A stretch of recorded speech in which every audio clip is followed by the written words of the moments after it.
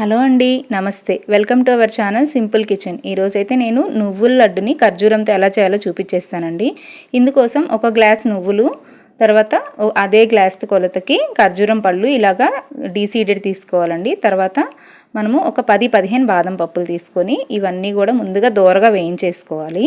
నువ్వులన్నీ ఇలా వేయించుకునేటప్పుడు చిటపటాన్ని పగులుతాయండి. అలా పగిలిన వెంటనే వేగినట్టే అర్థం మనకు. సో ఈ నువ్వులన్నీ వేగాక ఒక గిన్నెలో తీసి పక్కన పెట్టేసుకోవాలి. తర్వాత బాదం పప్పులు కూడా అలాగే వేసి వేపేసుకోవాలి. తర్వాత మనము చూడండి, నేనైతే ఈ గ్లాస్తో కొలుస్తున్నాను. ఈ ఖర్జూరం అంతా ఈ గ్లాస్కి సరిపోయిందండి. సో ఒక గ్లాస్ నువ్వులకి ఒక గ్లాస్ ఖర్జూరం పళ్ళు సరిపోతాయి. సో ఇవన్నీ నేతిలో వేసేసి చక్కగా సాఫ్ట్గా అయ్యేంత వరకు వేపుకోవాలండి. మీరు కాస్త స్వీట్ తక్కువ తినేవాళ్ళైతే మరి 1/4 కప్పు ఖర్జూరం పళ్ళు వేసుకున్నా సరిపోతుంది. సో ఎప్పుడు బెల్లంతో కాకుండా ఇలా ఖర్జూరంతో వేసి చేసుకుంటే చాలా హెల్దీ అండి పిల్లలకి.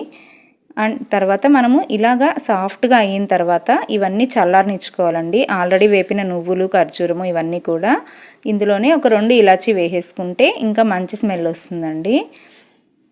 కొన్ని నువ్వులు పక్కన పెట్టేసుకోవాలి. లాస్ట్లో లైట్గా గార్నిష్ చేసుకుందాము. సో ఇలాచీ కూడా వేసేసి ముందు నువ్వులన్నిటినీ కొంచెం కోర్స్గా గ్రైండ్ చేసేసుకోవాలి. తర్వాత దీనిలోనే మనం ఆల్రెడీ ఖర్జూరం అంతా వేపి పెట్టుకున్నాం కదండి, ఆ ఖర్జూరాన్ని కూడా అంతా నువ్వులు మిక్సీకి వేసేసిన తర్వాత ఇది కూడా వేసేసి మిక్సీ పట్టేసుకోవాలండి. ఇది మామూలుగా సాఫ్ట్గానే ఉంటుంది, చేత్తో కలుపుకోవాలంటే కాస్త కష్టంగా ఉంటుంది. మిక్సీకి అయితే చాలా ఈజీగా ఉంటుంది. చూడండి, ఈజీగా లడ్డు అనేది వచ్చేస్తుంది అనమాట మనం చేయడానికి. సో ఇందులో మనం ఏంటంటే నేను ఒక 10-15 బాదం పప్పులు వేపుకున్నాను కదండి, అవి రోట్లో వేసి లైట్గా క్రష్ చేసుకొని ఇలాగా లడ్డూలో వేసుకున్నాను. ఇది కొంచెం ఎక్స్ట్రా టేస్ట్ ఇస్తుందండి, క్రంచీగా. సో ఫైనల్గా ఇప్పుడు లడ్డూలు చుట్టేసుకోవడమే.